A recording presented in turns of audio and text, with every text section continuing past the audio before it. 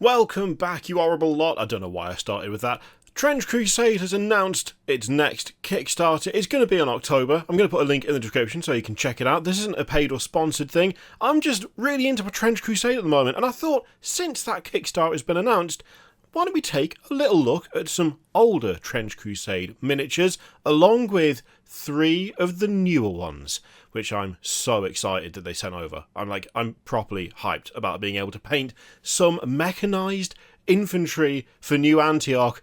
Let's take a look at some miniatures. Tell you what, let's start out with the stuff that was on the 2022 Kickstarter. Now, this was before I actually really knew much about Trench Crusade. I just liked the artwork, and I'd never really looked into it outside of, hey, this art's really cool. And that was about it. That was as far as it went. That and, completely nicking the aesthetic for my Armoured Company.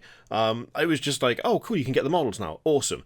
I didn't get all of them, and I regret it to this day because they came out super nice. These look great. I also got the Communicant Anti-Tank Hunter because that was, the core thing that you were getting in that Kickstarter, along with the Witchburner and the Combat Nurse, along with the art cards to go along with them all. I really wish I'd added, the Trench Pilgrim and the Observer and stuff, but at the time, it was more a case of, hey, this miniature is really awesome. I would like it. Oh, it's come with some extra free stuff. Now that I'm, heavy into just looking into everything Trench Crusade related, regrets. There's regrets there, but luckily, they're working on more models, so it's not like I'll be without those forever.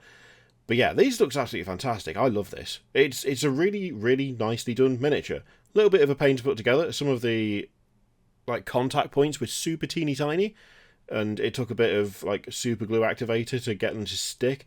But overall, I mean, the Communicant Anti-Tank Hunter is fantastic anyway. It just is. It's such a good bit of artwork. Very menacing, very weird, very creepy, but also, I don't know, there's a charm to it, isn't there? And the model captures it really, really well. I don't think I got the pose exactly right when I put this together, but I don't really mind all that much because it looks good, and that's the important thing. Things like the ammo on the belt and hanging down look super good. It's all very crisp, very clean. Scale-wise, this thing is quite a bit taller than a Primaris Marine, so it definitely has the right stature for it. And when you put it next to the Ammo Monk, he's a big lad. He's a big beefy boy. Speaking of the Ammo Monk, I really like this. It's relatively simple. There's a lot of... It's basically just a person wearing a robe with a gas mask carrying a box. But I really like it. It's something that could almost fit into any setting in a way, but it still has those Trench Crusade trappings to it, especially that little gas mask peeking out. I really like that. And also it came out super nicely on the miniature, you can see there. That's pretty decent. That's pretty good. There's also the Combat Medic, which looks fantastic. Again, trying to get the hand in just the right place was interesting, but she looks good. She looks good. Really like that the main thing that you see this particular model carrying is a bone saw of some kind. Really kind of hammers home exactly what they're intending to do. Maybe not hammers home. Saws home? That's a terrible joke. I really like the face mask on this as well. Looks super creepy. That along with the little bits of armour that are attached as well over the robes. Oh, it's just the designs. The designs for this game and this whole universe, background, setting, it's just top notch. Then we have the Witchburner, and I have to say, I really admire the Witchburner in a way because some would style themselves witch hunters. No. They know what they're going to do. They know exactly what they're going to do should they come across some witches. They're not hunting them. They're setting out to set them on fire. The clue's in the name. I do like the design of this. It's the cane. I don't know why the cane makes me laugh, but it kind of does. There's an extremely heavy association of, I guess, authority and dignity to walking with a cane for whatever reason. Specifically, when wearing robes. I'm not just talking an old bloke shuffling down the street. It just there is an air of what's the phrase? Is it gravitas? Is that what I'm thinking to this particular model? Also, having the judge's wig under that helmet just all adds to it, doesn't it? It just all adds to it. Massive coat, big old pimp cane, a judge's wig, and a fancy hat. That's how you know that someone is going about their business in the right way. Or in this case, potentially a horrific way. But, you know, it's Trench Crusade. It's supposed to be dark and grim and horrifying.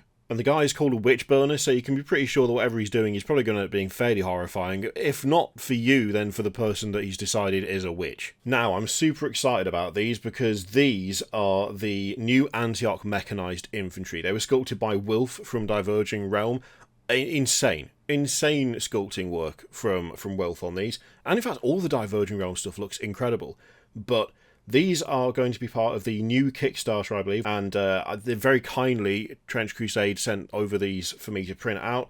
I can't tell you what printer they were printed on yet, which is a bit of a problem. Come back on the 24th of September and you will find out what printer it was, but it did a great job. The only thing is that the supports were placed on the front of the model, and in hindsight, the back would have been better. But, you know what, overall, I mean, they look fantastic. They're very, very true to the art, which is exactly what you want. They're very chunky, very, very, very meaty models. They've got girth. They've got real girth. If we go back to, like, say, your classic 40k comparison, well, I suppose classic would be Firstborn, but compared to, like, a Primaris Marine, pretty damn big, pretty chunky, pretty hefty. Yeah, I like these a lot.